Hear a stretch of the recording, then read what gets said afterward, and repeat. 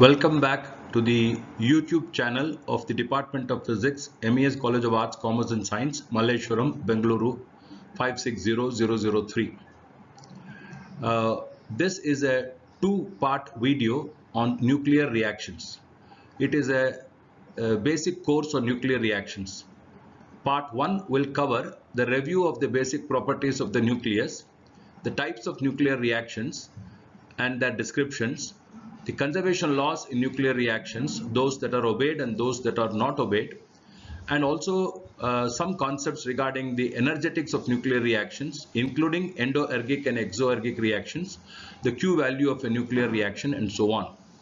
In part 2 of this course, we will look at the cross-section or the concept of cross-section in nuclear reactions. We will describe the nuclear reactions of nuclear fission and fusion in a certain amount of detail, and we will end the course with a description of nuclear power reactor. We will talk about the principle, construction and working of a nuclear power reactor. As all of you are aware, an atom is composed of a central portion called a nucleus and electrons which are outside the nucleus. The central portion or nucleus was discovered by Sir Ernest Rutherford while he performed his experiment on the scattering of alpha particles from thin gold foils. For the purpose of this course on nuclear reaction, we will look at the fundamental composition of a nucleus, its general properties, and the various reactions it undergoes. The nucleus is composed of what are called nucleons, and the two major nucleons are the neutron and the proton. The neutron, as the name suggests, has no electric charge. It has a mass of 1.0087 AMU and a magnetic moment of minus 1.913 nuclear magneton. The proton, on the other hand, is slightly lighter, having a mass of 1.0073 AMU. It's a positively charged particle, having a elementary charge value of 1.6 into 10 to the power of minus 19 coulomb, and it has a positive magnetic moment of 2.793 nuclear magneton. Incidentally, 1 AMU or 1 atomic mass unit is 1.67 into 10 to the power of minus 27 kg, while 1 nuclear magneton is about 5.05 into 10 to the power of minus 27 joule per Tesla. In the last column of this slide, we have written a symbol for the neutron and the proton. I will explain the symbol in the slides that follow.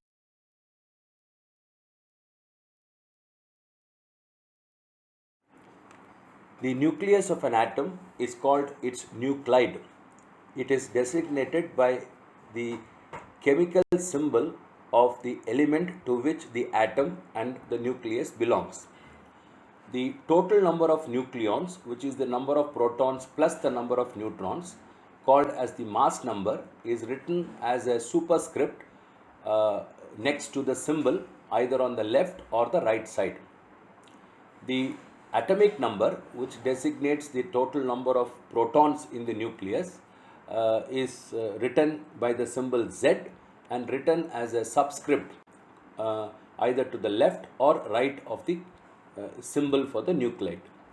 Thus, the nucleus of sodium is read as 11Na23. This means the atomic number of sodium nucleus is 11, which refers to the fact that there are 11 protons in sodium nucleus, and the mass number of sodium nucleus is 23, which means the total number of nucleons in the nucleus is 23. Clearly, the mass number A minus the atomic number Z gives you the number of nucleons contained in the sodium nucleus. In this case, it is 12.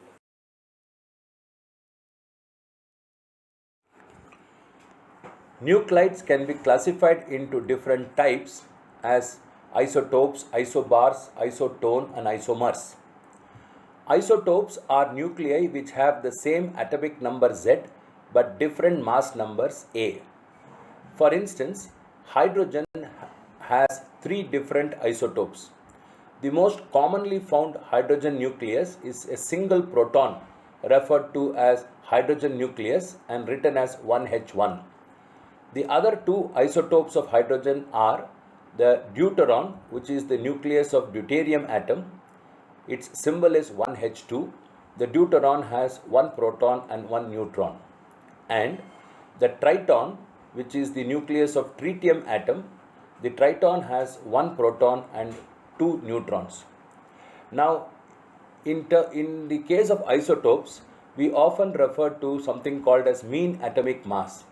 For instance, if you consider chlorine, the two isotopes of chlorine are 17Cl35 and 17Cl37, which occur in the ratio 3:1 in nature.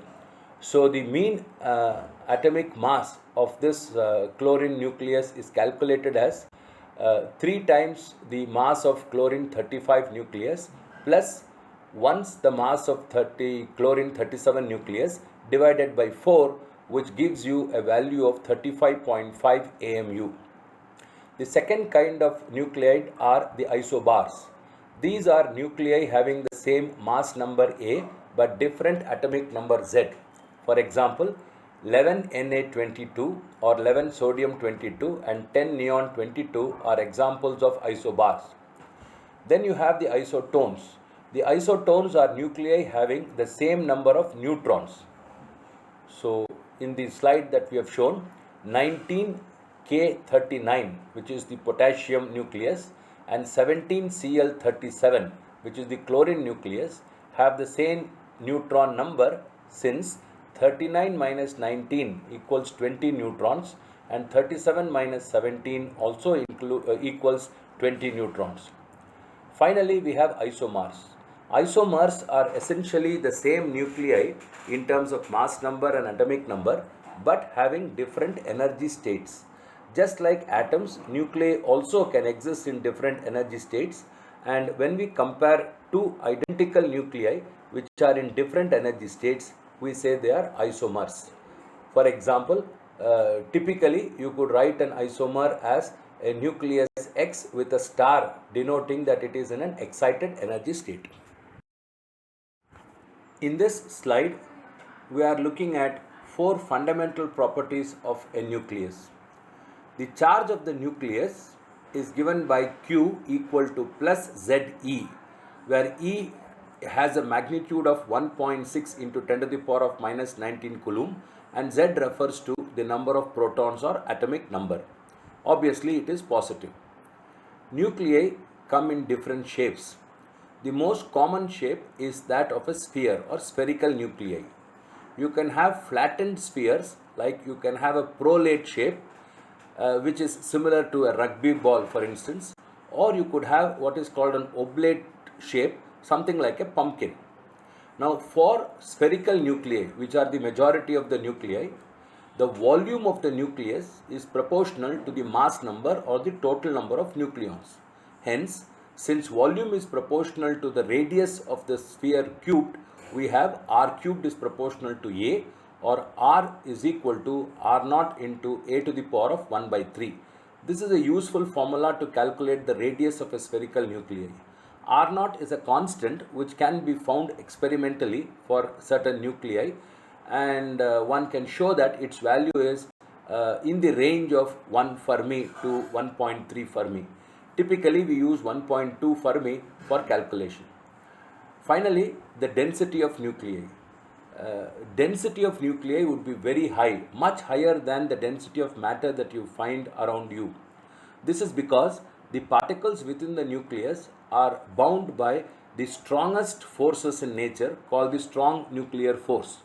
The typical order of the density of nuclei is about 10 to the power of 17 kg per meter cubed. Incidentally, 1 femtometer or 1 Fermi is 10 to the power of minus 15 meter. In this slide, we have shown how to calculate the radius of an aluminium nucleus whose mass number A is 27. The mass of a nucleus found experimentally using instruments such as mass spectrograph is always found to be less than the sum of the masses of its constituents, that is protons and neutrons. The difference in this mass is called the mass defect, and the energy equivalent of this mass defect is a measure of how strongly the nucleons are bound together and is known as the nuclear binding energy. It is typical to calculate the nuclear binding energies in MeV. In the slide, we have shown the calculation of the nuclear binding energy for the helium nucleus. The delta M or the mass defect turns out to be around 0.0305 AMU, while the binding energy is about 28.3955 MeV. Note, we have used the conversion that 1 AMU of mass is equivalent to 931 million electron volts or MeV. The specific binding energy refers to the binding energy per nucleon, which is numerically the binding energy divided by the mass number. For helium, it is around 7 MeV as shown in the slide. The binding energy curve is a very useful tool to understand several nuclear processes, particularly the process of fission and fusion. We will come back to this binding energy curve when I take up fission and fusion. The binding energy curve is a graph of the specific binding energy plotted as a function of the mass number. Basically, what you need to observe is that for extremely low mass numbered nuclei, the binding energy is small, and as the mass number increases, the binding energy increases and peaks around iron with a mass number of around 56. Afterwards, the binding energy remains fairly constant up to around a mass number of 120 to 140 and then starts decreasing again. Generally, lower the binding energy, less stable is the nuclei. We will look into the binding energy curve and how it can be used to understand the process of energy liberation from fusion reactions and fission reactions in our next video.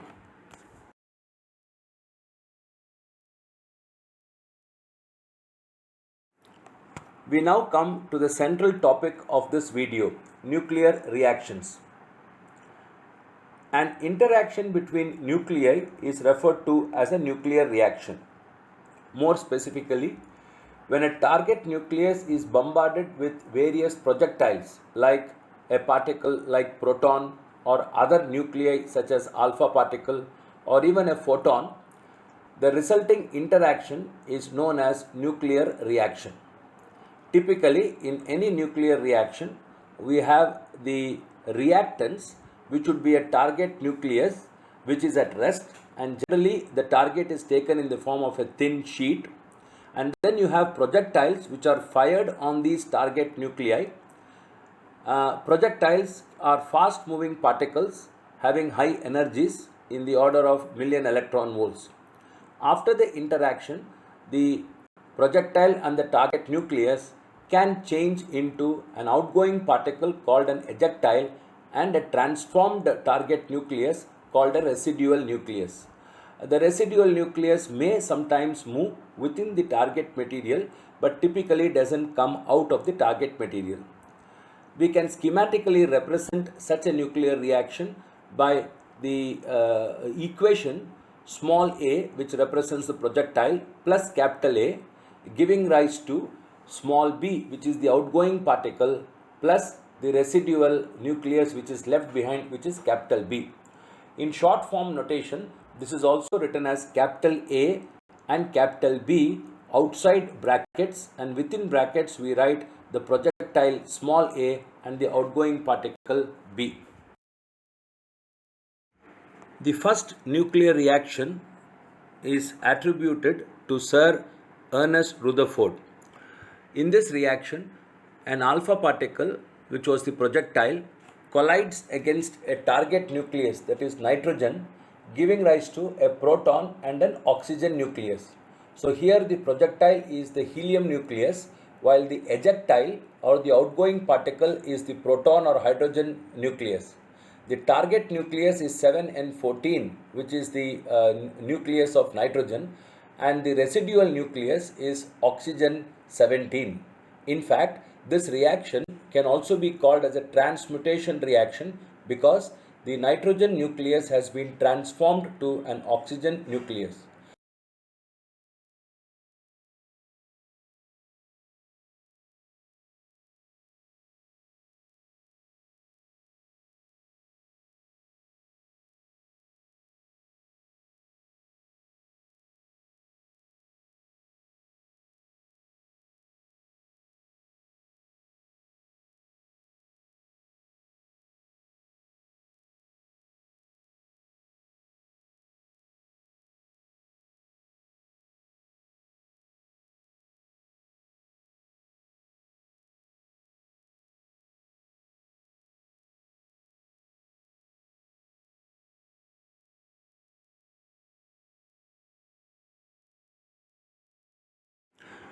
There are several ways of classifying nuclear reactions.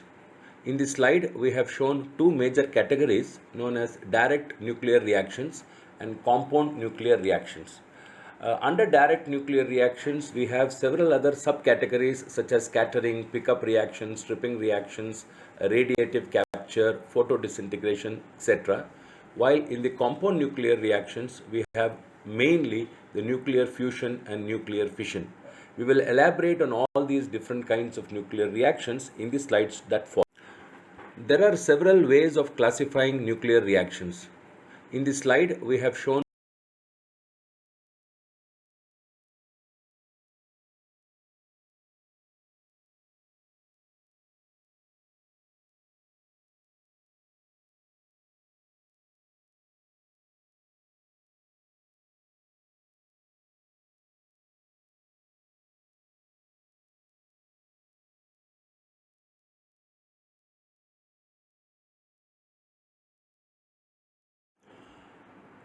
we now come to the various types of nuclear reactions.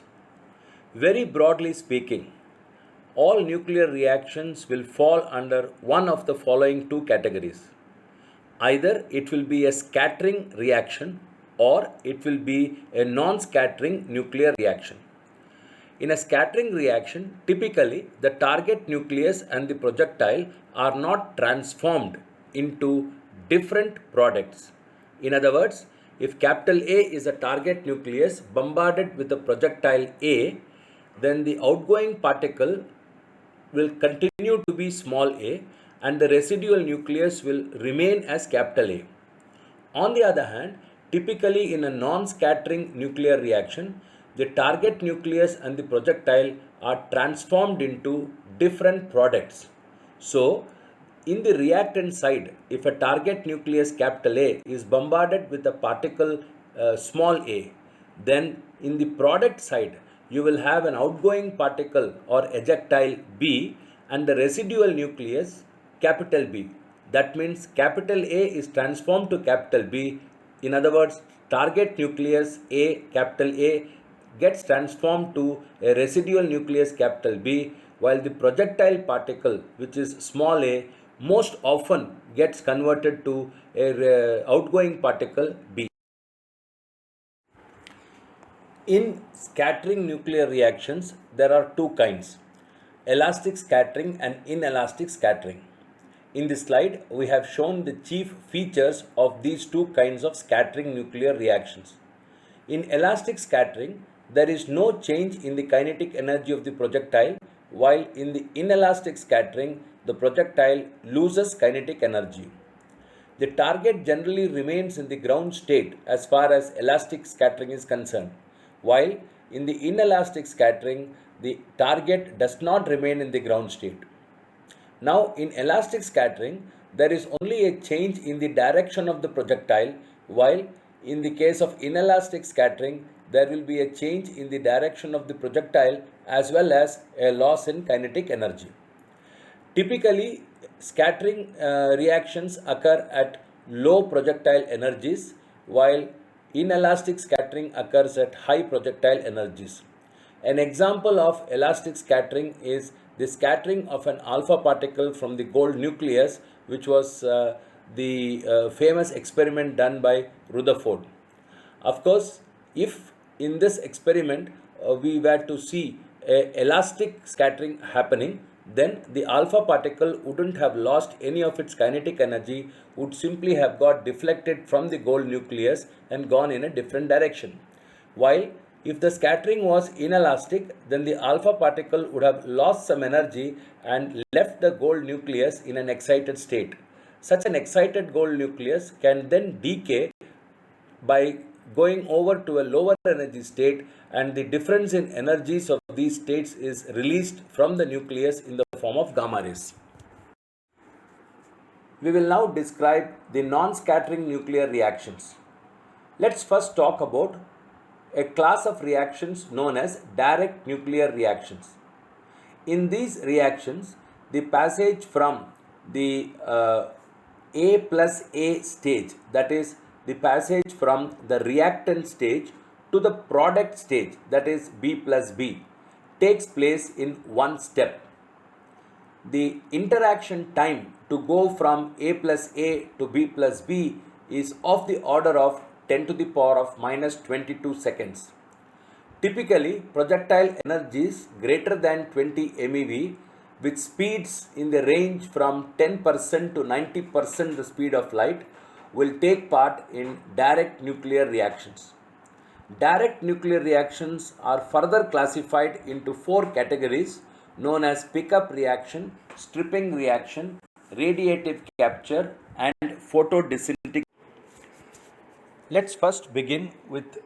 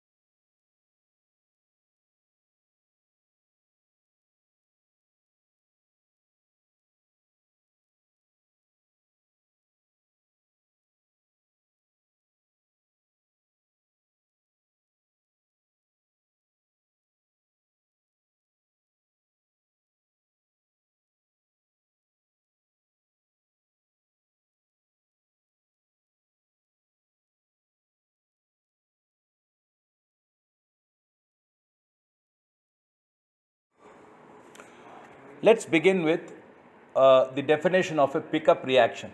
In a pickup reaction, the projectile particle picks up one or more nucleons from the target nucleus. So as shown in this example in figure 1, an oxygen nucleus is the target. A deuteron comes and strikes the oxygen nucleus, and during this interaction, the deuteron picks up another neutron and gets converted to a triton or 1H3, and the residual nucleus, which is 8O15. In other words, a projectile picks up a particle or a nucleon from the target. This is called a pickup reaction. The opposite of this is the stripping reaction. When the projectile loses one or more nucleons to the target during the interaction, the reaction is referred to as stripping reaction. As shown in figure 2 in this slide, in this case, there is an alpha particle, which is the projectile, interacting with the oxygen 16 nucleus.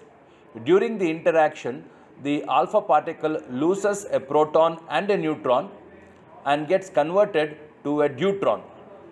The resulting residual nucleus is now no longer oxygen 16, having picked up a proton and a neutron. The residual nucleus is fluorine 18. This is a schematic representation of pickup and stripping reaction. In the first part, we see a stripping reaction where a particle, which is a deuteron, interacts with the target nucleus A. The particle or deuteron is stripped of its neutron, and the ejectile or the ejected particle is a proton. So a reaction in which the projectile loses one or more nucleons is called a stripping reaction. In the second part of the figure, or figure 2, we see that a proton is interacting with the target nucleus A. After the interaction, the proton picks up a neutron and gets converted to a deuteron, so the ejected particle is a deuteron.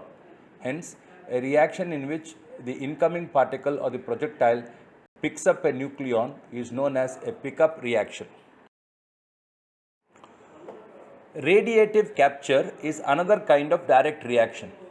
In this kind, the target captures the projectile, in some sense absorbs the projectile, and goes to an excited state and de-excites with the emission of either a gamma photon or an X-ray photon.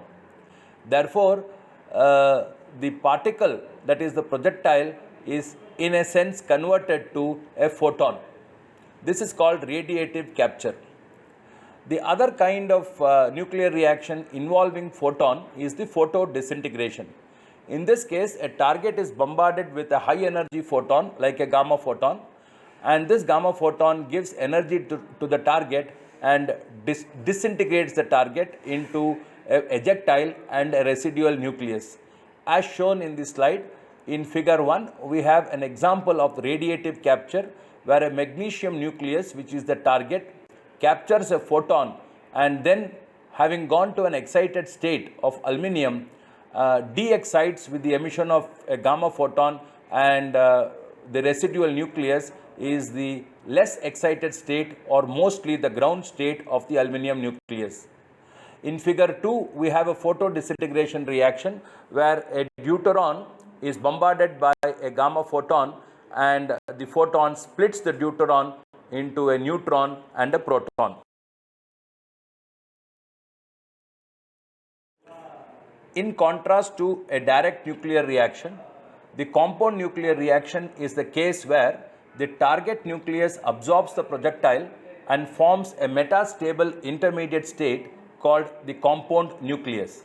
Now, this compound nucleus will be in an excited state, the state lasting for a time of about 10 to the power of minus 15 to 10 to the power of minus 16 seconds. After this interval of time, the compound nucleus will emit or it will decay and leave behind a residual nucleus and either a photon or another nucleon. There can be different modes of decay depending upon the energy that has been given to the compound nucleus when the incoming projectile got absorbed by the target. As we will see in the next slide, different decay modes are possible. In fact, the energy given to the compound nucleus comes from the binding energy of the projectile when it gets absorbed by the target nucleus, as well as the kinetic energy that is brought in by the projectile particle. In this slide, we have schematically shown the compound nuclear reaction. A projectile small a interacts with a target nucleus capital A, which absorbs it and forms a compound nucleus shown as C star, which will be the star indicating the excited state of the compound nucleus C. After 10 to the power of minus 14 or minus 15 seconds, the compound nucleus decays to decay products, the residual nucleus capital B and the residual particle or ejectile small b. In the diagram below, we note that from the ground state of A, when it absorbs the projectile small a, energy equal to the binding energy of A as well as the kinetic energy of small a is given to the target nucleus capital A, which is raised from its ground state to a certain excited state of the compound nucleus C. Several excited states are shown in the diagram. The compound nucleus excited state will depend on the energy that is brought in by the projectile small a. We have schematically shown two possible modes of decay. If the compound nucleus was in the excited state E2, then it will decay through a process where it ejects a particle small b1 and a residual nucleus left behind is capital B1. However, if the energy brought in by the projectile is less and the compound nucleus goes to an excited state E1, then it is likely to decay by a different mode, giving rise to an ejected particle small b2 and a residual nucleus capital B2.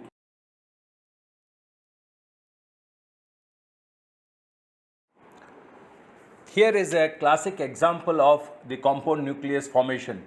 This is the fission of uranium-235. 92U-235, when it is bombarded with a neutron, forms a compound nucleus 92U-236, which will be in an excited state. Depending on the energy of the neutron, the compound nucleus U-236 can decay in different modes or disintegrate in different modes. Two modes are shown in this slide. In mode 1, 92U-236 disintegrates to barium-141 and krypton-92, and 3 other neutrons are also produced. We will later see that the number of neutrons produced being more than the number of neutrons used can lead to something known as the chain reaction. We will see this in our video number 2. If the energy of the neutron is different, then the compound nucleus 92U-236 can decay in an alternate mode wherein the decay products are or disintegration products rather, are 54 xenon 140 and strontium 94, and in this case only 2 neutrons are produced as the in the product. So this example clearly illustrates to you the concept of a compound nuclear. We will now look at certain conservation laws which are extremely important in nuclear reaction. In fact, all nuclear reactions are governed by these conservation laws. The first and foremost conservation law is the conservation of mass number. That means the total number of nucleons on the reactant side will be equal to the total number of nucleons on the product side. In the example shown below, when a deuteron interacts with oxygen 16 nucleus and forms a triton and oxygen 15, we note that the total number of nucleons on the reactant sides, which is basically the sum of the mass numbers of the target nucleus and the projectile, is 16 plus 2, 18. While on the product side, the sum of the mass numbers is 3 plus 15, again 18. The next conservation law I am describing is the conservation of charge or atomic number, or one can even say proton number. The idea is very simple. The net charge of on the reactant side will be equal to the net charge on the product side. This is essentially because charge can neither be created nor destroyed. So in the example shown, a deuteron interacts with an oxygen 16 nucleus and the products are the triton and oxygen 15. You notice that the atomic number on the reactant side is 8 plus 1, which is 9, and therefore the net charge on the reactant side is 9 times E, where E is 1.6 into 10 to the power of minus 19 coulomb. On the product side again, the net charge is 1 plus 8, which is equal to 9E, where E is again 1.6 into 10 to the power of minus 19 coulomb. One of the important consequences of the special theory of relativity can be seen in the conservation of total energy in a nuclear reaction. Now, the total energy refers to the sum of the rest mass energies of the particles that interact as well as their kinetic energies. So, in any nuclear reaction, the sum of the rest mass energies and kinetic energies of the reactants is equal to the sum of the rest mass energies and kinetic energies of the products. So going back to the same example of an oxygen 16 nucleus bombarded with a deuteron, the products being triton and oxygen 15, we have written on the left hand side, that is the reactant side, the rest mass energy of oxygen 16 would be the rest mass of oxygen 16 times C squared plus the kinetic energy of the target nucleus oxygen 16, which is denoted as EKO, plus the rest mass energy of the deuteron is mass of the deuteron times C squared plus the kinetic energy of the deuteron, which is EKH2. So the sum of all these on the left hand side would be the total energy of the reactants. On the product side, similarly, the rest mass energies of oxygen 15 and its kinetic energy plus the rest mass energy of the triton and its kinetic energy is shown. It is to be noted that this equation is never violated. It is also to be remembered that individually mass alone need not be conserved, but the total energies corresponding to the mass energy and that of the kinetic energy, which is called the total energy, will always be conserved. Another fundamental conservation law that has to be obeyed in any nuclear reaction is the law of conservation of linear momentum.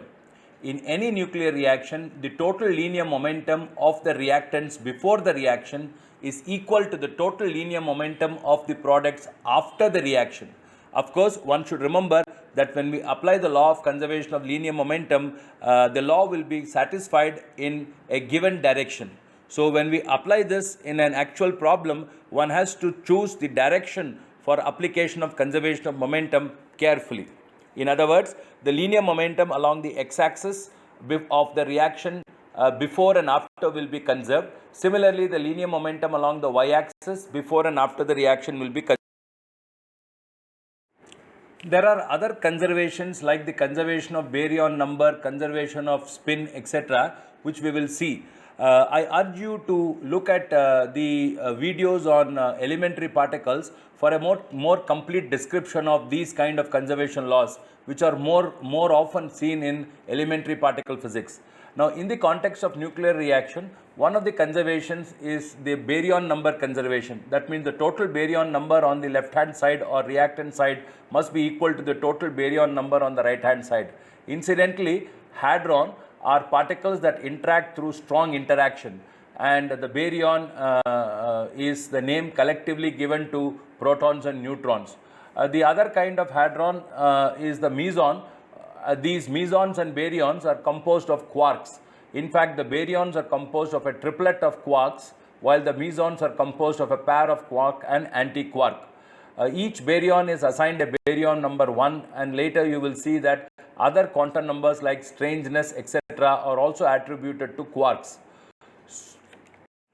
So, as mentioned in the previous slide, the baryon number is a conserved quantum number in all particle reaction. The term conserved here means that the sum of the baryon number of all incoming particles and the target nucleus should be the same as the sum of the baryon number of all particles resulting from the reaction. If you look at the equation of an alpha particle interacting with a nitrogen nucleus, giving rise to a proton and oxygen 17 isotopes nucleus, we notice that the baryon number on the reactant side is that 14 plus 4, because there are 14 nucleons in the target nucleus. Each nucleon has a baryon number 1 because proton and neutron have baryon numbers 1 each. Similarly, the alpha particle has 4 particles, 2 protons and 2 neutrons, each with a baryon number 1. Hence, the total baryon number of the reactants is 18. On the right hand side, the total baryon number of the products are that of the proton, which is 1, and the 17 nucleons that are there in oxygen nucleus has a total baryon number of 17. So, once again, the baryon number of the product side is 1 plus 17 equal to 8. Another important conservation law is the conservation of angular momentum or spin. The total angular momentum is conserved in any nuclear reaction. For nuclei with odd number of nucleons, the net spin S will be an odd multiple of h bar by 2, that is referred to as half integral multiple of h bar, while for nuclei with even number of nucleons, the net spin will be an even multiple of h bar by 2 or an integral multiple of h bar.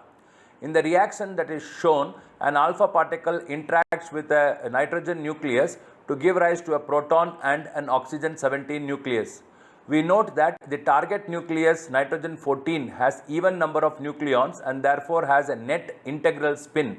Similarly, the projectile is alpha particle having even number of nucleons also having integral spin. So, the net spin on the reactant side would be integral plus integral is again an integral spin.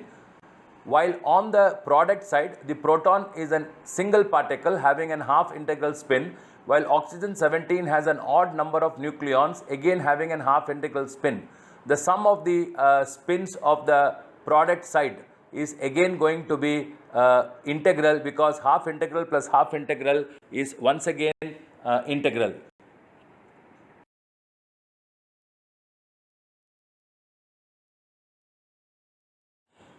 Parity is a very important concept that we study in quantum mechanics. It has something to do with the wave function and its change of sign under reflection.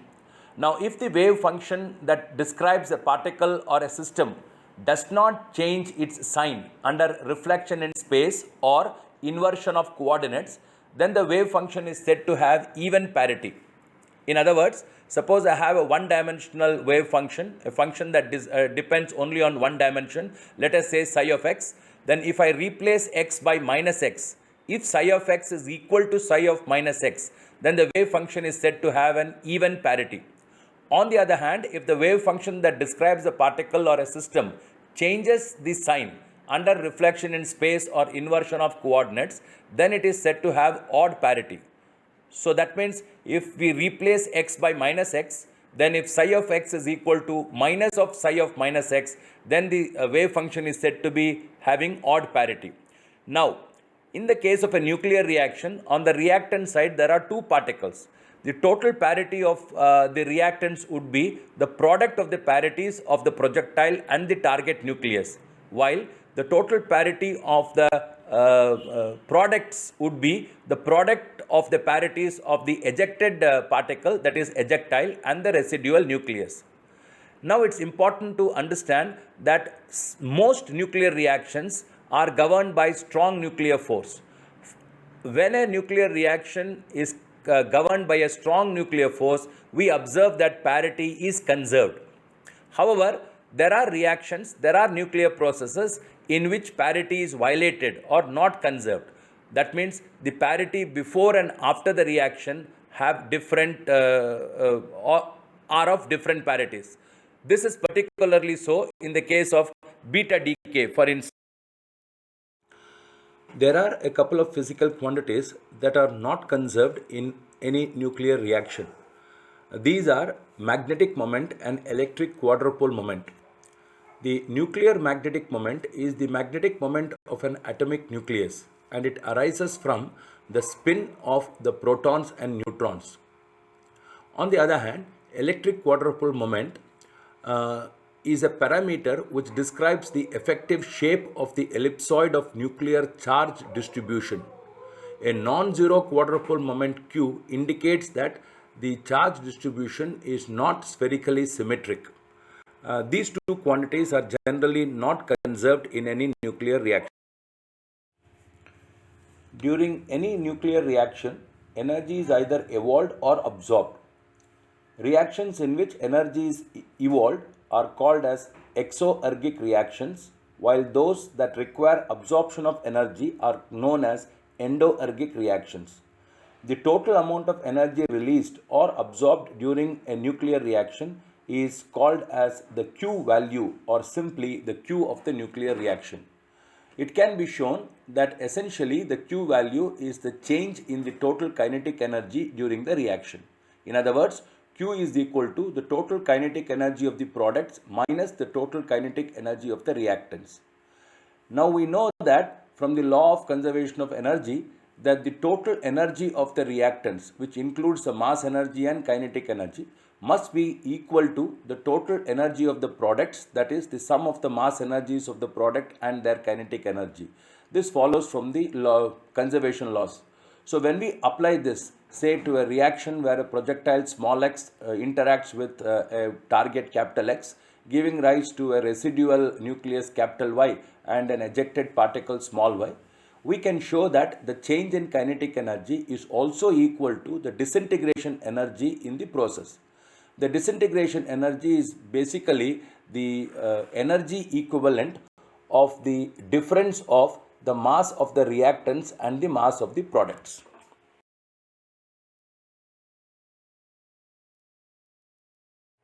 Consider a nuclear reaction in which the reactants are a projectile of mass small mx interacting with the target nucleus of mass capital Mx. The reaction products are the ejected particle of mass small my and the residual nucleus capital My. Notice that the residual nucleus and the ejected particle go off in different directions, making angle theta and phi respectively with the incident direction of the projectile. In order to derive an expression for Q in terms of the mass of the projectile, the mass of the residual nucleus, the mass of the ejected particle, and the kinetic energies of the projectile and ejected particle, we apply two conservation laws. We apply the law of conservation of energy to this reaction and the law of conservation of linear momentum separately along the x and y axis. Mathematical simplification will show us that the final expression for Q is as shown in this slide. Notice that the expression for Q depends on the angle theta, which is the angle at which the residual nucleus goes after the reaction. I urge you to find out what would be the expression for Q if theta was 0 or 90 degrees. As we saw in the previous slide, an endoergic reaction is a reaction in which Q is negative. That means an endoergic reaction requires energy to be supplied. Now, this energy is supplied by the kinetic energy of the incoming particle. But all the kinetic energy of the particle is not available for the nuclear reaction, because part of the energy is used to give kinetic energy to the compound nucleus that will be formed before the reactants are formed. Hence, for a reaction in which minus Q energy is to be absorbed, minus sign means Q units of energy is absorbed, the incident particle should supply some energy in addition to minus Q. Thus, there is a certain minimum kinetic energy which the projectile should possess so that the nuclear reaction may take place. This minimum kinetic energy is called the threshold energy. The reaction cannot occur unless the bombarding particle has this minimum threshold energy. It can be shown that the threshold energy is related to the Q value by the equation E threshold is equal to minus Q times 1 plus mi by mt, where mi is the mass of the projectile and mt the mass of the. We thus come to the end of part 1 of this course on nuclear reaction. In this video, we reviewed the basic properties of a nucleus. We looked at the various kinds of nuclear reaction and also described the conservation laws in nuclear reactions. We finally also looked at the energetics in a nuclear reaction, distinguishing between reactions such as endoergic and exoergic.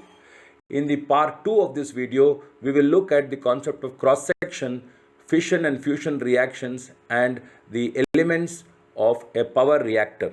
Thank you very much.